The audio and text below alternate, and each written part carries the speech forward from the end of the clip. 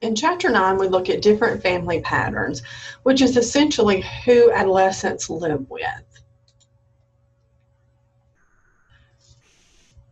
Many adolescents find themselves living in a single parent household, and there's many reasons why there's only one biological parent in the household.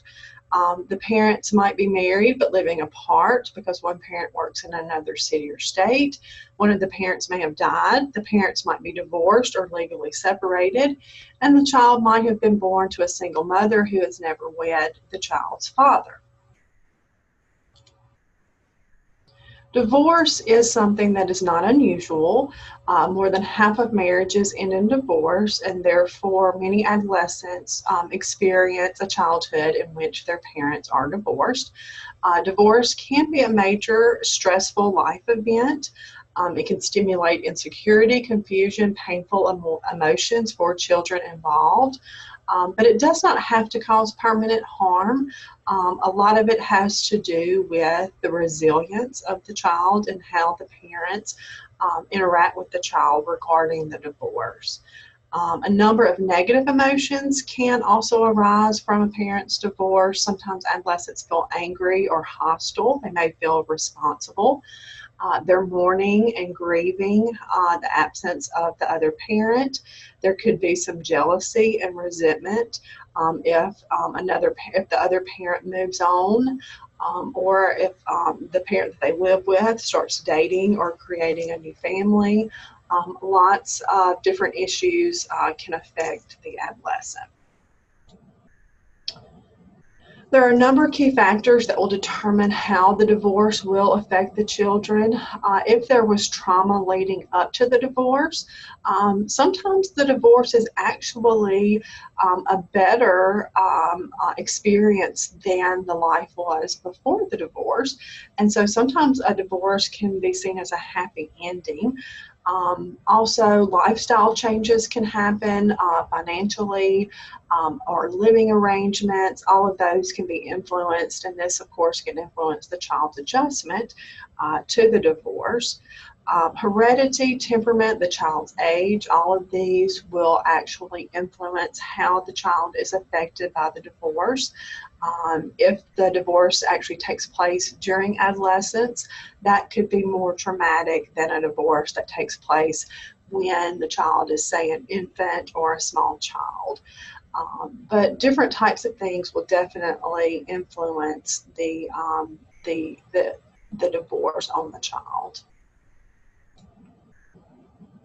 Relocation and relationship loss, especially if the child may not be able to see the other parent as much as they once did.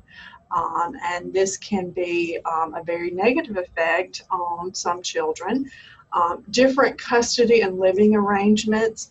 You have legal custody, residential custody, and then joint custody.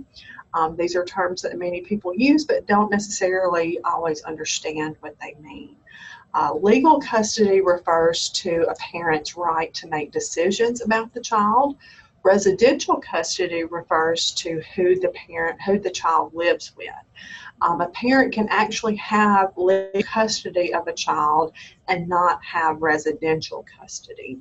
A joint residential custody situation can happen where the child actually lives with both parents at an equal amount of time each.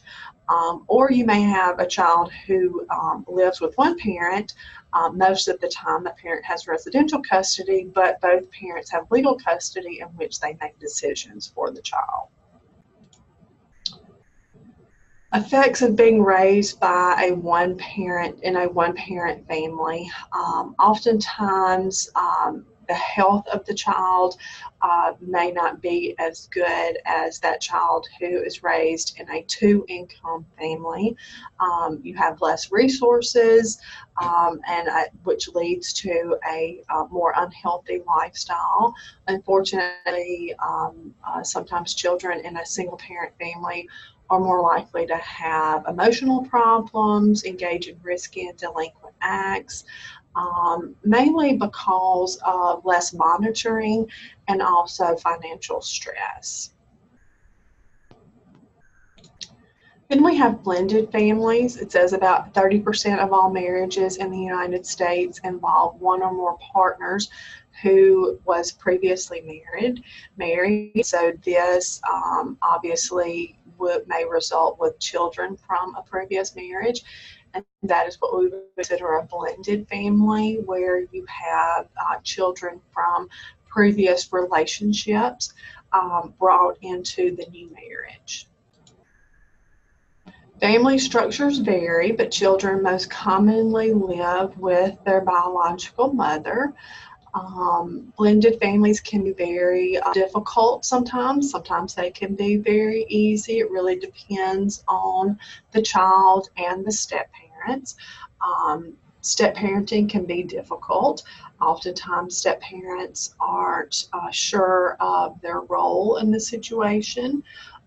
Also, siblings, bringing in step siblings and relationships with those can be strained as well. And then adopted adolescents. Pre-adoption factors can be the biggest influence on how well adopted adolescents will adjust to the new situation. It can be a positive experience, but unfortunately, oftentimes adopted adolescents trauma that may have happened before, or adjusting to the idea that they were given up, all of this can actually hinder their relationship in their new family. Also, transracial adoptions can come with challenges, in that the child does not feel like they are learning about their culture, or they feel as though they do not fit into the new identity, the new ethnic identity in which they are in.